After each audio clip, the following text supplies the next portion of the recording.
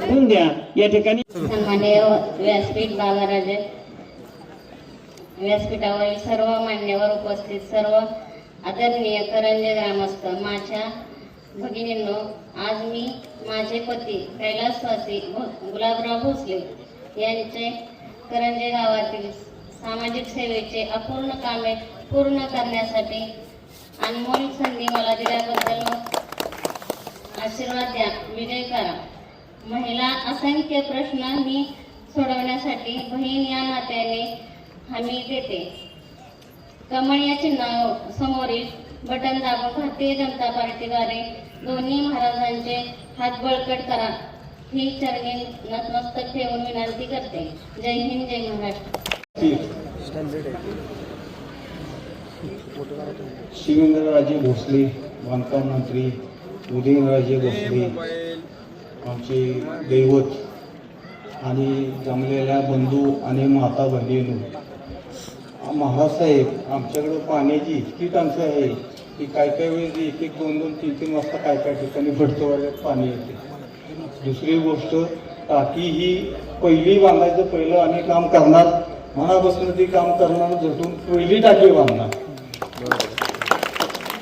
दुसरी आमची अशी मागणी आहे की जे भैरवनाथ पटांगण आहे ते संपूर्ण कॉन्क्रीट करून आम्हाला मिळावं अशी मी अपेक्षा करतो. यात्रेच्या जर मिळालं तर चांगला भैरव पावल्यागतच होईल, आपल्याला महत्वाचं आहे.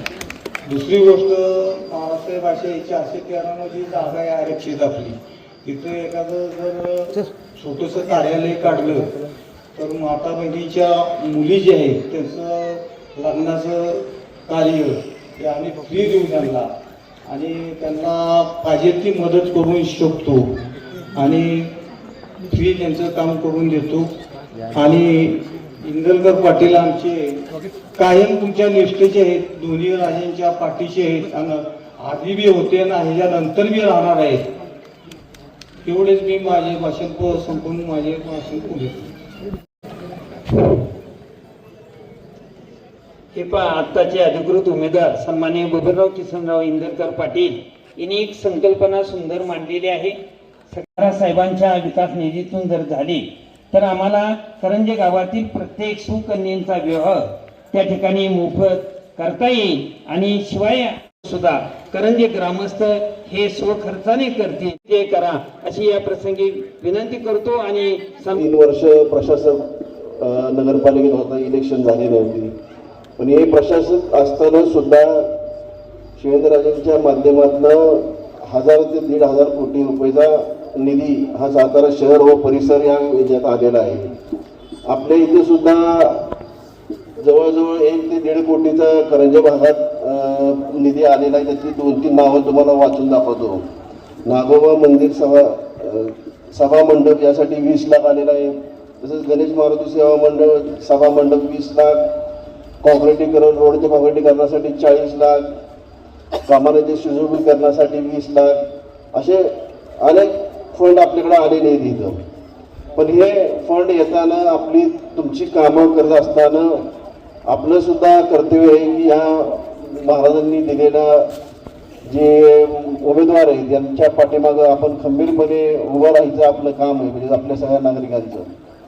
दुसरी गोष्ट म्हणजे जे पाण्याच्या टाकीचा विषय इथं आपण सांगितला, तर निश्चित इलेक्शन नंतर आपण संबंधित अधिकाऱ्यांना घेऊन याची आपण ग्रामस्थांची बैठक घेऊन काय योग्य आहे आणि पाण्याचं नियोजन कसं करता येईल हे सुद्धा आपण पाहू. आता कासचं धरण जवळजवळ पूर्ण झालेलं आहे आणि त्याच्या पाईपलाईनचं थोडंसं काम राहिलेलं आहे. ते सुद्धा आपण त्याचा विचार करून समजा आपल्या इथं कासचं पाणी येते का ह्या पण आपण एक चांगला प्रयत्न करू. माझ्यामध्ये प्राधिकरणाचं निम्म पाणी आहे नाही तर त्याला सुद्धा आपण नियोजन काय करता येते हे पण पाहू. अशा बऱ्याच गोष्टी आहेत ज्या आपल्याला करता येतील. परत नगरपालिकेचा पण आपल्याला फंड आहे, नगरपालिकेच्या माध्यमातून सुद्धा करता येईल. आपण जेवढं जास्त मतदान कराल तेवढा जास्त फंड नगरपालिकेतर्फे मी देण्याची ग्वाही इथं आपल्याला देतो. आम्ही तिन्ही उमेदवार कमळ चिन्हावर उभे आहेत. आपण सर्वांनी कमळ हे बटन दाबून आम्हाला मतदान करावं एवढी विनंती करतो आणि थांबतो. आहे तो नगरपालिकेचे 10 कोटी रुपये जे मंजूर झाले त्यामध्ये 60 लाख रुपयाचे इस्टिमेट झाले. त्याची वर्क ऑर्डर तयार आहे, त्याचा कॉन्ट्रॅक्टर सुद्धा तयार आहे आणि येत्या 4 किंवा 5 तारखेला दोन्ही महाराजांच्या हस्ते त्याचं उद्घाटन होईल. ते थोडंसं मगाशी राहिलं सांगायचं. विनोद पाटील साहेबांची माझी चर्चा झाल्यानंतर तर तो निश्चितपणे रस्ता दोघांच्या माध्यमातून ऑलरेडी झालेला आहे. कुठल्याही भूल थापांना तुम्ही बळी पडू नका. काही तुम्ही कोणाच्याही ऐकू नका. आपण सर्वजण या सातारच्या दोन महाराजांचेच आपण सगळे आहे आणि या 2 महाराजांच्याकडे जेवढी ताकद आहे, जेवढे फंड्स आहेत, जेवढे मुख्यमंत्री, पंतप्रधान हे सगळे आपल्याला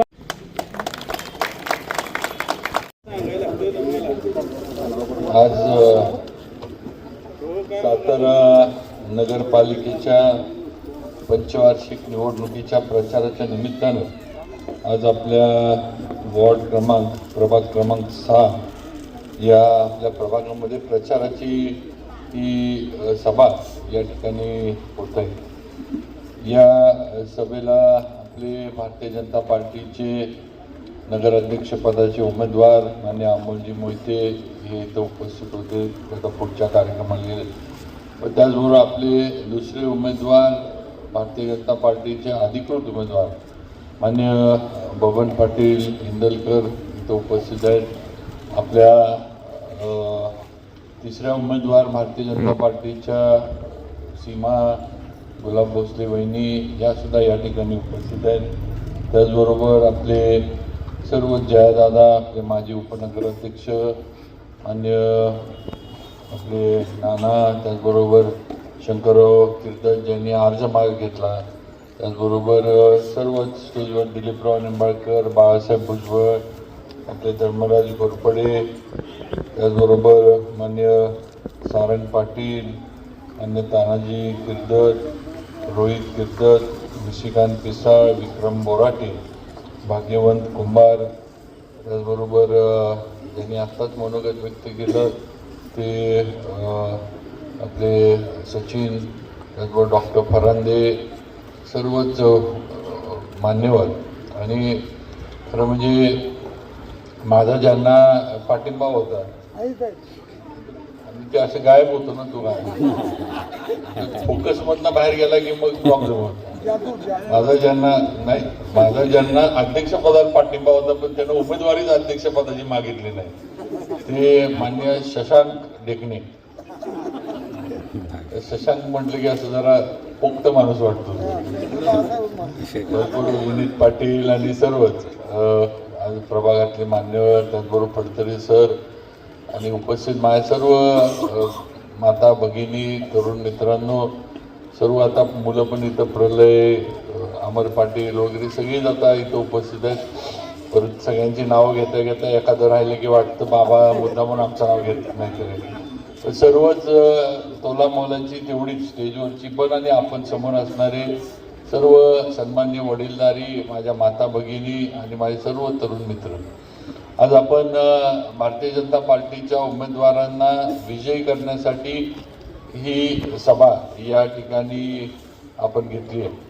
आणि सर्वप्रथम तर मी या निवडणुकीमध्ये मगाशी जे सरांनी सांगितलं त्यांच्या ह्याच्यात शंकरचा आपण सत्कार केला एक प्रातिनिधिक स्वरूपामध्ये. तर बऱ्याचशा आपल्यातल्या उमेदवारांनी माझ्या शब्दाला, खासदार उदयनराजे यांच्या शब्दाला मान देऊन किंवा आम्ही त्यांना केलेल्या विनंतीला मान देऊन उमेदवारी अर्ज भरण्याचं थांबले. काहींनी भरलेले अर्ज माघारी घेतले आणि भारतीय जनता पार्टीच्या उमेदवारांचा विजयाचा मार्ग हा त्यांनी सुकर करून दिला. आमचा संतोष पण समोर बसलाय किर्दत, त्यानं पण अर्ज भरला होता आणि त्यानं पण माघारी घेतली माझ्या शब्दाखातीर. अशा अनेक काही आहेत, म्हणजे सगळ्यांचं मगाशी नामोल्लेख केला सरांनी, पण मी या सगळ्यांचं मनापासून आभार मानतो आमच्यावर विश्वास ठेवला म्हणून. कारण शेवटी आपण एक लक्षात घ्या, या जागा आपल्या लढवायच्या ज्या आहेत त्या 50च आहेत आणि एक नगराध्यक्ष पदाचा उमेदवार म्हणजे 51 जागा आपण लढवू शकतो. आज आपल्याकडं भाजपकडे जी मागणी होती आपण बघितलं असेल की 400पेक्षा पण जास्त इच्छुक उमेदवारांनी भाजपकडे मागणी केली होती की बा आम्हाला उमेदवारी मिळावी. म्हणजे थोडक्यात गणित बघितलं तर 350 लोक नाराज होणार होती. ही वस्तुस्थिती आपल्याला पहिल्या दिवशीच इंटरव्ह्यूच्या दिवशीच दिसत होती की मोठ्या प्रमाणावर नाराजीला आम्हाला तोंड द्यायला लागणार आहे. आणि शेवटी कधी ना कधी निर्णय करायला लागतो, कधी ना कधी आपल्याला उमेदवार ठरवायला लागतो आणि पुढची जी लढाई आहे ती लढण्यासाठी तयारी करायला लागते ही वस्तुस्थिती. आणि म्हणून सगळे आपल्या इथले पण उमेदवार सगळे तोलामोलाचे होते. आज सुद्धा तेवढ्याच ताकदीचे आहेत. या सगळ्यांच्याच सहकार्यानं भारतीय जनता पार्टीचे जे अधिकृत उमेदवार आहेत ते विजयी होणार आहेत ही वस्तुस्थिती आहे. कारण तुमची सगळ्यांची ताकद ही माझी आणि उदयनराजेंची ताकद आहे. माझी आणि उदयनराजेंची काही वेगळी ताकद आहे आणि वेगळे कोण इथं मतदानाला येणार आहेत असं नाही. तुम्हीच आहात, तुम्हीच सगळं करणार आहात. तुमचीच ताकद ही आमची सगळ्यांची ताकद आहे हे लक्षात घ्या. आणि म्हणून आता ही ताकद पुढच्या 4-5 दिवसामध्ये आपल्याला पूर्णपणे पणाला लावायची ही सगळ्यांनी इथं बसलेल्या लक्षात घेतलं पाहिजे. कारण आज आपण पहिल्यांदा आपण भारतीय जनता पार्टीच्या झेंड्याखाली ही निवडणूक लढवतोय. याआधी आपण स्थानिक आघाड्यांवर नगरपालिकेच्या निवडणूक लढवायचो. मग उदयनराजेंची सातारा विकास आघाडी असेल, भाऊसाहेब महाराजांनी स्थापन केलेली नगर विकास आघाडी असेल, इतर काही आघाड्या सातारमध्ये व्हायच्या आणि त्याच्यावर आपण निवडणुका लढवत होतो. पण ही पहिली निवडणूक या नगरपालिकेची जी आपण भारतीय जनता पार्टीच्या झेंड्याखाली भारतीय जनता पार्टीच्या कमळ या चिन्हावर आपण लढवतोय. आणि आपल्या या सगळ्या ह्याच्यावर पक्ष नेतृत्वाचं मग मुख्यमंत्री देवेंद्रजी असतील, रवींद्र चव्हाण असतील किंवा अगदी हे दिल्लीतले सुद्धा अध्यक्ष माननीय नड्डा साहेब वगैरे सगळ्यांचं या सर्व निवडणुकांवर त्यांचं लक्ष आहे. आणि म्हणून आपल्याला जशी आपण ताकद लोकसभेला दाखवली, उदयनराजेंना आपण ताकदीनं सातारकरांनी निवडून दिलं, जशी आपण ताकद विधानसभेला दाखवली, आज मला महाराष्ट्रामध्ये 2 नंबरच्या मताधिक्यानं तुम्ही मला निवडून दिलं, तशीच ताकद आपल्याला आता नगरपालिकेच्या निवडणुकीमध्ये दाखवायची हे लक्षात ठेवा. आणि आपण जे मगाशी सगळ्यांनी काही विषय कामांच्या बाबतीत उल्लेख इथं केला, बबन पाटील बोलले, मला वाटतं डॉक्टर बोलले की टाकी पाहिजे, इथलं कॉन्क्रिटीकरण झालं पाहिजे, आनंद रस्ते शेताकडे जाणारे जे आहेत ते केले गेले पाहिजेत.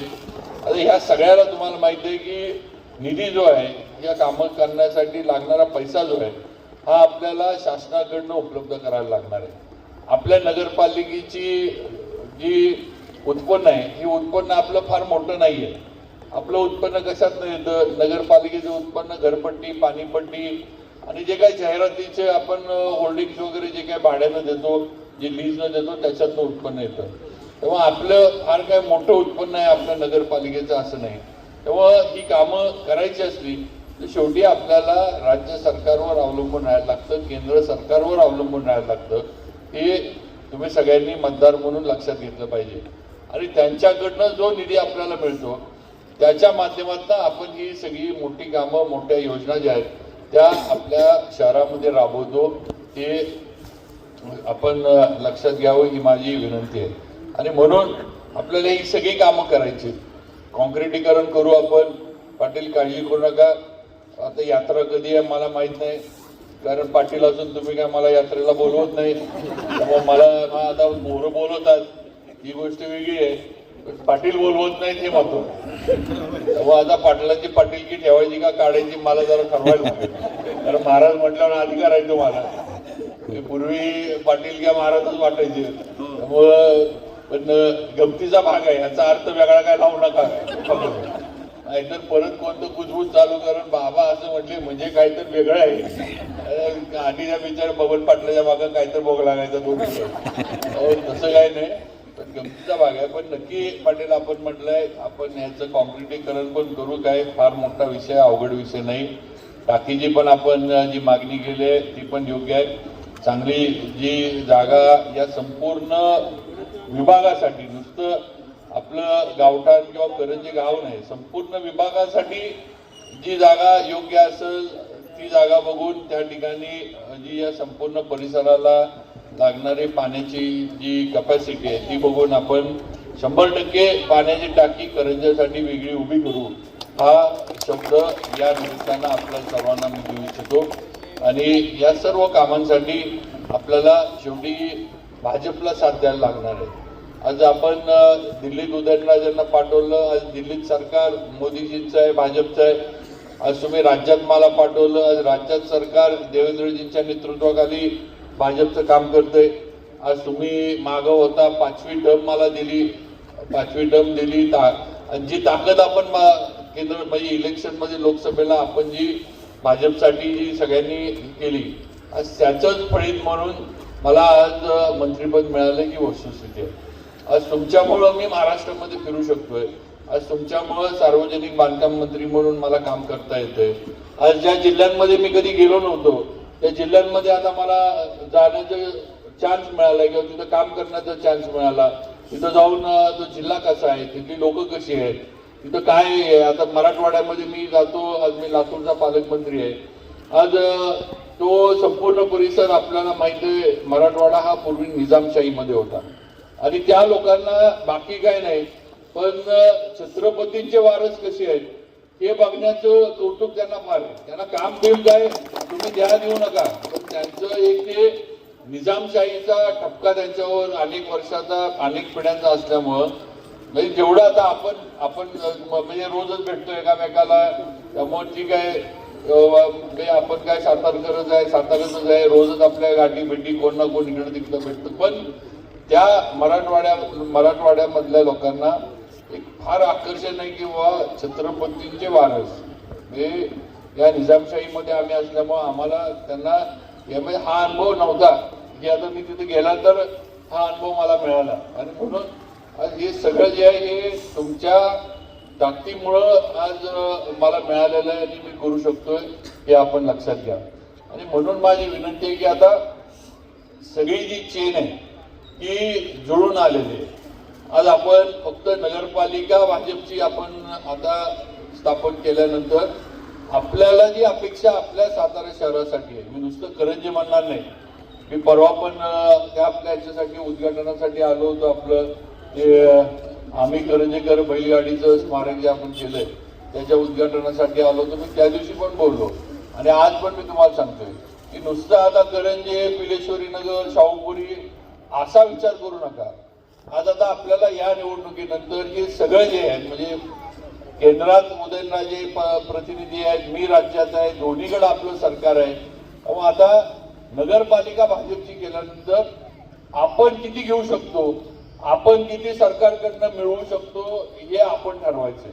आणि म्हणून ही संधी आपल्याला परत येईल, सातारकरांना परत येईल असं मला वाटत नाही. ही आत्ता संधी आली आणि ही संधी आपण आपल्या वादामध्ये, आपल्या भावकीच्या वादामध्ये ह्याच्यामध्ये जर गमवून बसलो आणि आपण जर भाजपला किंवा पक्षाला कुठेतरी गालबोट लावलं तर आपल्यावर असलेला विश्वास हा पक्ष नेतृत्वाचा कमी होणार आहे हे लक्षात ठेवा. आणि म्हणून माझी विनंती आहे की म्हणजे सगळेच उमेदवार चांगले होते, सगळेच उमेदवार ताकदीचे आहेत, सगळे चांगले आहेत, कोणाबद्दल तक्रार करायचं काही कारण नाही. पण शेवटी आता निर्णय झालाय, आता पक्ष म्हणून आपण या ह्याच्यामध्ये उतरलोय. आता वेगळी भूमिका ही निवडणुकीमध्ये कोणी घ्यायची नाही. काय असेल ते निवडणुकीनंतर पाहुणे रावळे भाऊकी असेल ते आपण निवडणुकीनंतर बघू, त्यांना काय असेल ते त्यांची समजून घालू, त्यांना परत आपल्या बरोबर घेऊ. आपण काय कोणाला आपण काय हद्दपार करणार नाही, काय नाही. पण आज आपल्याला ठामपणे जे भारतीय जनता पार्टीचे अधिकृत उमेदवार आहेत, जे कमळाच्या चिन्हावर लढतात, त्यांच्याच मागं आपल्याला ताकदीनं उभं राहिलं पाहिजे.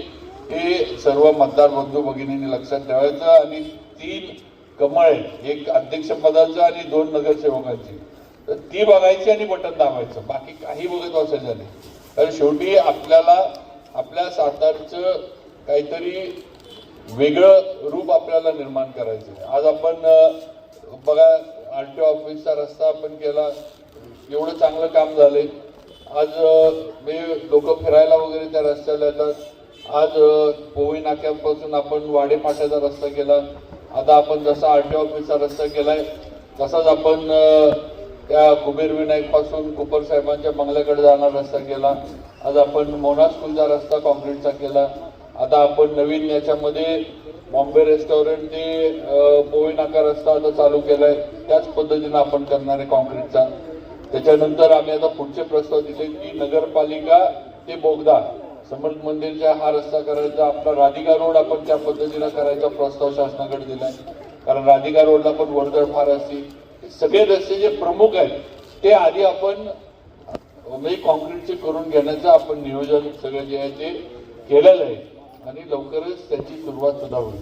आणि म्हणून माझी आपल्याला विनंती की आपल्याला अशी कामं करायची जी आपल्या शहराचा चेहरा मोहरा बदलू शकतील, आपल्या शहराच्या सौंदर्यामध्ये भर घालू शकतील अशी कामं आपल्याला करायची. आपलं दारातलं गटर, आपल्या दारातलं डांबर किंवा आपल्या नळ कनेक्शनला पाणी, या गोष्टी किंवा घंटागाडी स्वच्छता ही नगरपालिकेचं कामच आहे. त्याच्यामध्ये वेगळं काही नगरपालिका करते असं नाही, हे त्यांना करायलाच लागणार आहे. पण हे सोडून आपल्याला थोडा वेगळा विचार करायला लागणार आहे, हे सातारकर म्हणून तुम्ही लक्षात घ्या. ही कामं रोजची जी आहेत ही रोजची कामं नगरपालिकेच्या प्रशासनानं आणि नगरसेवकानं बघितलीच पाहिजेत. त्याच्यात ही कामं करतात किंवा ही कामं चालू आहेत म्हणजे त्याच्यामध्ये काहीतरी फार वेगळं होतंय असं कुणी समजायचं काही कारण नाही. या पलीकडे जाऊन आपल्याला सातारा घडवायचं हे लक्षात ठेवा.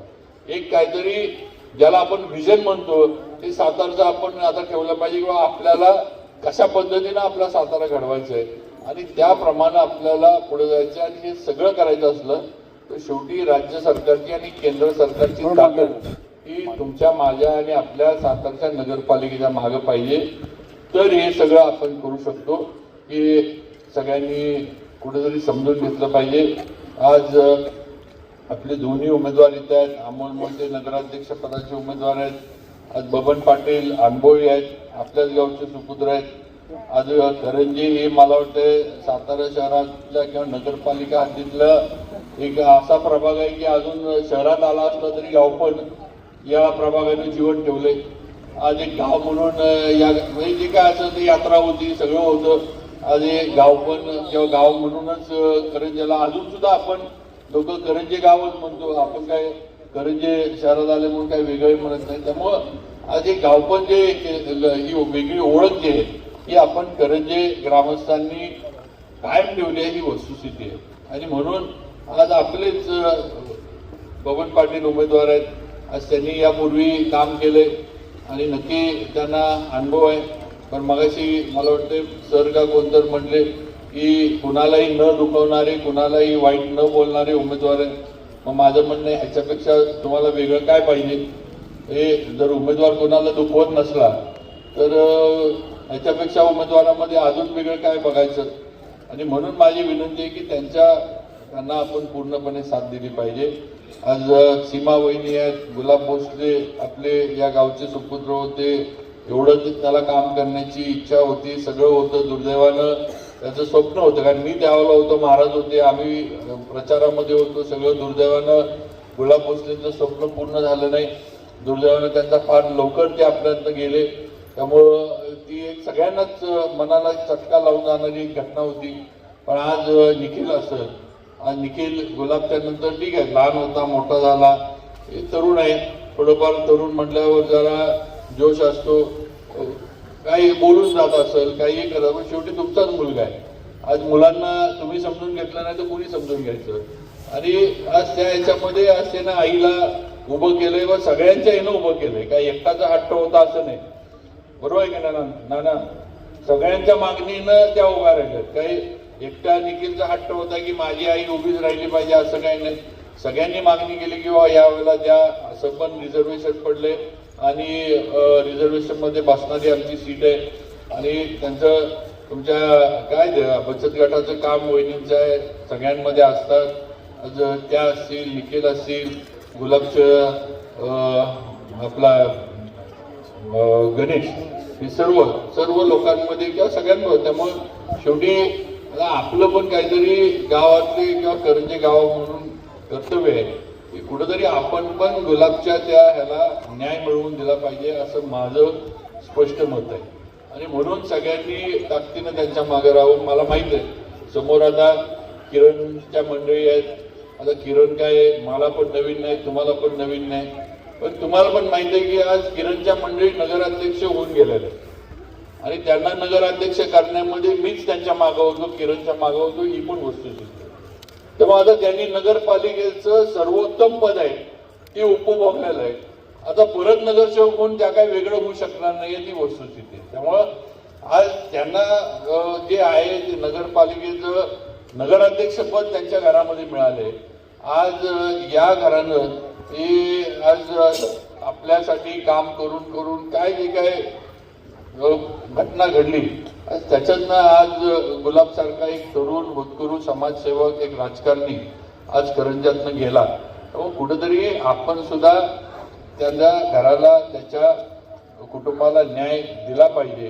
नाही तर मग उगाचच गाव म्हणून किंवा गावातला हे गाव हे बोलण्यात काय अर्थ नाही असं माझं तर स्पष्ट मत आहे. तेव्हा याचा विचार सर्व ग्रामस्थांनी खरं म्हणजे करा. बाकी राजकारण चालतं, कोण काय आता निवडणुकीत बोलणार, कोण काय सांगणार. मी आता काल आम्ही दोघं तिघं प्रलय वगैरे आली होती. काही लोक अशी सांगायला लागली की बाबांच्या उमेदवाराला हे दिलं नाही की ऊस नेणार नाही. आता कधी मी बोललो की तुम्ही सांगा ऊस नेणार नाही. बरं यंत्रणा आता काय गावामध्ये कमी आहे का ते सांगा, का कुठं आलेली यंत्रणा मी उचलायला लावली ते सांगा. काहीच नाही. आता काय उगाच नाही ते विषय डोक्यात घालायचे आणि नाही ते विषय करायची गरज नाही. दुसरं कोणतरी सांगतंय की ते मधलं रिझर्वेशन जे पडले होते ते जे बाबांनी उठवून दिले ते मतं दिली नाही तर परत टाकणार. आता हे आणि गमते म्हणजे आता कुठं हा चर्चापणावर मी रिझर्वेशन उठवून दिले हे मी कोणाला बोललेलो पण नाही निवडणुकीत की मी काहीतरी जो वेगळं केलं किंवा मी काहीतरी रिझर्वेशन उठवले म्हणजे उपकार केले आणि आता चला माझे उपकार असं काही मी बोललो नाही. आपण ह्या जे आहेत अपक्ष हेच आता डोक्यात घालतोय. तेव्हा आता असल्या लोकांपासून जरा जपून राहावा ही माझी आपल्याला विनंती आहे. आपण जे चांगलं सगळ्यांचं करता आलं ते केलं. सगळी लोक आली, सगळ्यांनी सांगितले की आम्ही अडचणी देतोय, रिझर्वेशन उठवा. आपण सीओला सांगितलं, सगळं झालं. सगळी रिझर्वेशन 1 रुपया खर्च न करता पाटील कोणालाही रुपयाची दोषीच मी येऊन दिलेली नाही. कोणालाही पैसे द्यायला लागले किंवा काय द्यायला लागले असं अजिबात मी होऊन दिलं नाही. सगळ्यांचे रिझर्वेशन जे आहेत ते ज्या त्या मागणीप्रमाणे आपण उठवून दिले ही वस्तुस्थिती आहे. आणि आज तीच लोक अशा पद्धतीनं माझ्याबद्दल गैरसमज बसवत असली तर ही चुकीची गोष्ट आहे असं माझं स्पष्ट मत आहे. जो विषय मी कधी बोललोच नाही, ज्या विषयाला मी कधी हात घातला नाही, कारखान्याचा विषय मी कधी या निवडणुकीत मागच्या निवडणुकीत कधी मी काढला नाही. आज असला विषय करायचा आणि शेवटी आज तुम्ही आपण शेती करतो, आज आहे ना आपला कारखाना आहे. आज 3500 रुपये दर आपण दिला. अजून आज कारखान्यानं काय करायचं. आज एवढा चांगला कारखाना आपला चाललाय. आज सुद्धा राज्यात सगळे पण आपला कारखाना 10व्या दिवशी पेमेंट देतोय. हे अजून सुद्धा राज्यामध्ये कोणालाही जमलेलं नाही. पण अजिंक्यदादा आज सुद्धा 10व्या दिवशी ऊस आल्यानंतर कारखान्याच्या जे आहेत सभासदांच्या खात्यावर पैसे जमा होतात ही वस्तुस्थिती आहे. आणि म्हणून माझी आपल्याला विनंती की अशा पद्धतीनं गैरसमज पसरून देणाऱ्यांपासून सावध राहावं. आणि कुठंतरी जी खऱ्या अर्थानं आज जी पक्ष म्हणून आम्ही तुमच्या पुढे उमेदवार केले त्यांच्या मागे राहावा एवढी आपल्याला विनंती करतो. पाटलांचं मला हळूच म्हणणं होतं की जरा नरेंद्र दादांबद्दल बोला. पण पाटील मी काल प्रेसला सांगितलं की नरेंद्र दादांचं भाषण हे फक्त मनोरंजन असते. दादांचं भाषण मनावर घ्यायचं नसते कारण त्यात काय अर्थच नसतो. त्यामुळे त्यांनी मनोरंजनाचं भाषण केलं होतं. काही तुमच्यावर बोलले, काही माझ्यावर बोलले, आता महाराजांवर बोलले. म्हणले महाराजांनी जपून राहावं. माझं म्हणणं आहे की दादांना एवढी महाराजांची काळजी जरा होती किंवा आहे तर लोकसभेला दादा कुठं होते.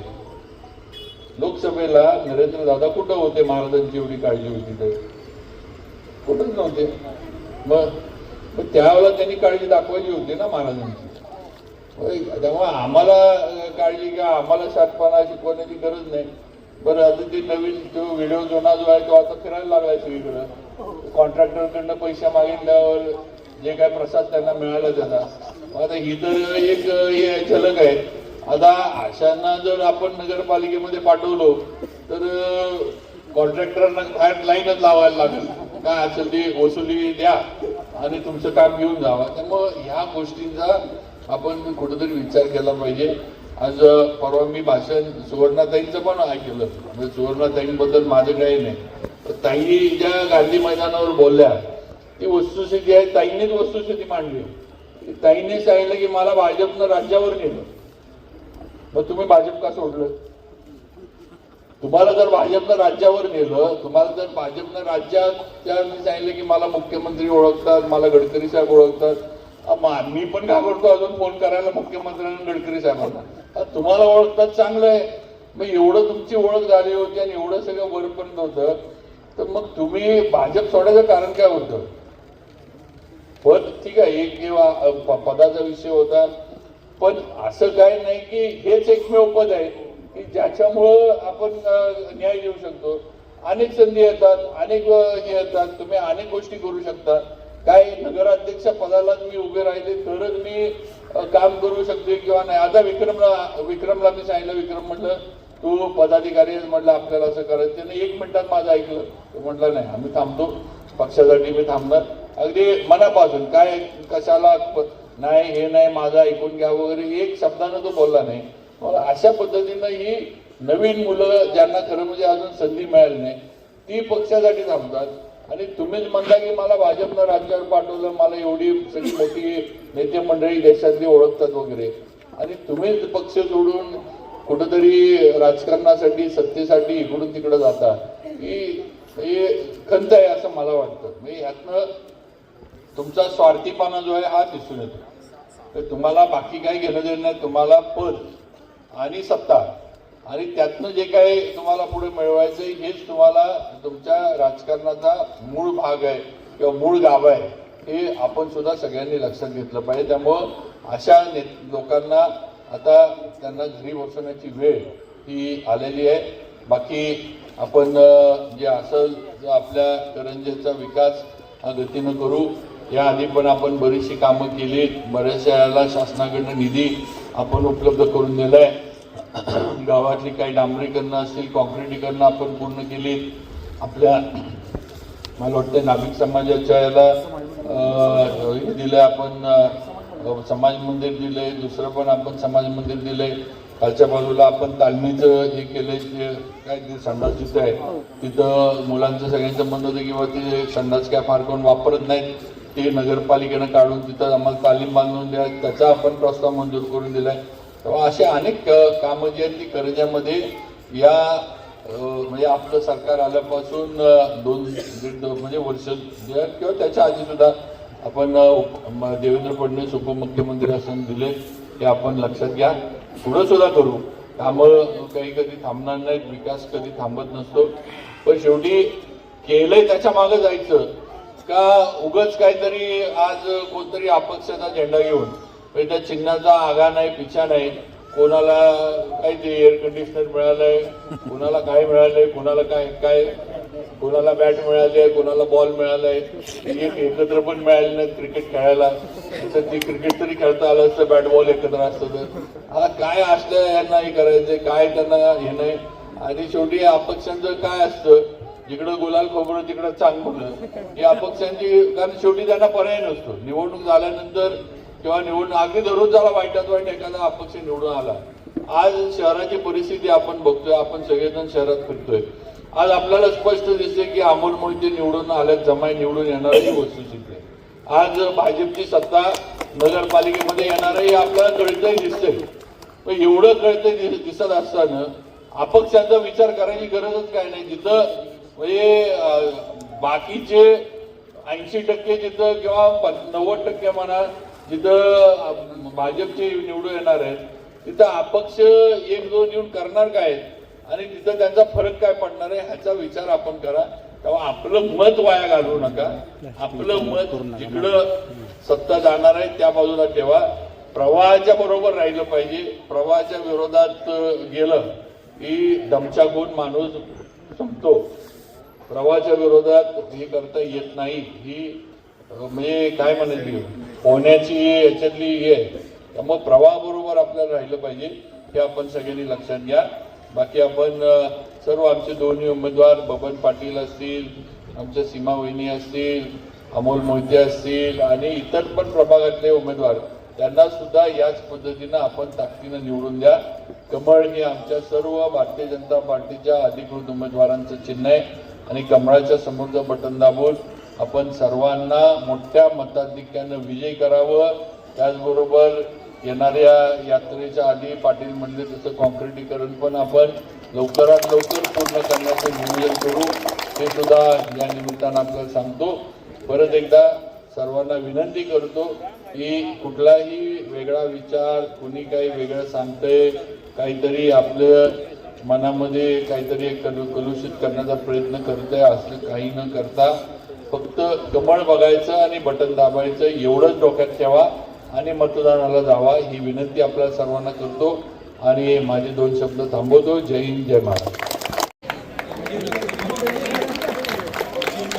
सुकन्येचा युवा